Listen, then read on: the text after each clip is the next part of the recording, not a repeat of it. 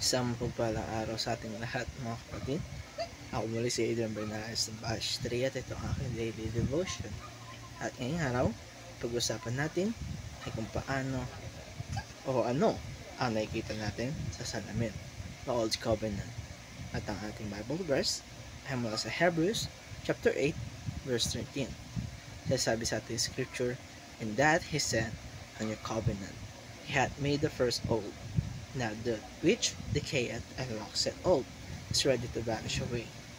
O kaya, mga kapatid, tanongin natin ating mga sarili na pag tayo ba tumitingin sa salamin, anong nakikita natin? Ating sarili, di ba? Pero kapag tinignan natin ang salamin ng salita ng Diyos sa lumang tipan, ano ba talaga nakikita natin? Ang ating konsepto na patungkol sa Old Covenant ay yung Mosaic Covenant na ibinigay ni Lord kay Moses sa Mount Sinai. Siyang kasunduan sa pagitan ng Diyos at ng Israel, na puno ng mga batas, ritual, at utos na dapat sundin. Pero bakit nga ba ito mahalaga pag-usapan? Kasi itong covenant na ito ay may tatlong mahalagang layunin: para pigilan ang kasalanan, para gabayan ang bayan ng Diyos, at higit sa lahat, mga kapatid, para ihanda tayo sa pagdating ng Messiah na si Jesus. Una-una, mga kapatid, the Old Covenant is a mirror. It reflects our sin. Isipin natin to bilang example na kapag tumitingin tayo sa salamin at mayroong dumi sa mukha, hindi ba natin sisisihin ang salamin? Pinakita lang niya kung ano ang meron. Ganon din ang Old Covenant. Hindi siya ang may problema, kundi tayong mga tao. The laws of Moses shows us kung gaano tayo kadalas mag-fail o matumba sa kasalanan, at kung gaano tayo ka-unable to meet God's holy standards. Again, as sinasabi sa Romans chapter 3 verse 20, "For by the law is the knowledge of sin." Kaya kahit minsan habang binabasa natin ang lumang tipan, ito ay mabikit sa tip-tip kasi pinapakita nito ang katotohanan na tayong lahat ay makasalanan. Ikalawa, the Old Covenant is a judge. It condemns us.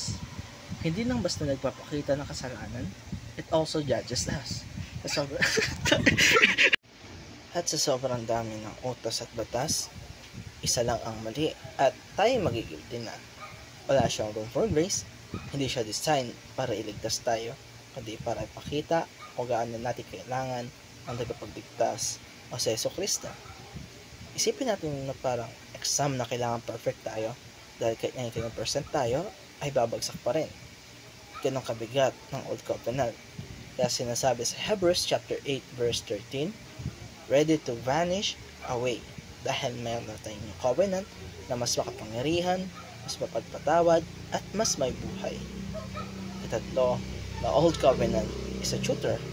It points to Christ.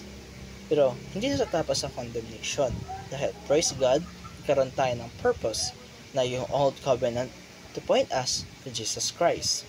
Kagaya sa sabi sa Galatians chapter 3 verse 24, "Wherefore the law was our schoolmaster to bring us unto Christ, that we might be justified by faith." Patulad siya ng isang guro na nagtuturo pero hindi siya nagbibigay ng grado.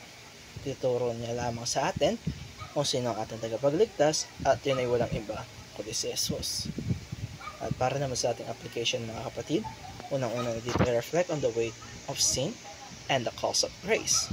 Kapag naiintindihan natin kung gaano kabigat ang kasalanan sa ilalim ng Old Covenant, mas ma-appreciate natin ang ginawa ni Christ sa krus ng Kalbaryo. Hindi lang siya namatay, binayaran niya ang buong utang natin sa lumang kasunduan. Kaya I rejoice in the freedom and grace found in Christ. Wala na tayo sa ilalim ng batas, we are now under grace.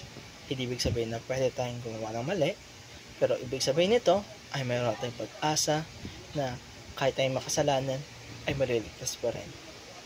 At sa bagong kasunduan, hindi lang ito utos ang binigay tayo ng bagong puso at bagong espiritu. At ito nagtatapos ang aking daily devotion. Maraming salamat sa panonood.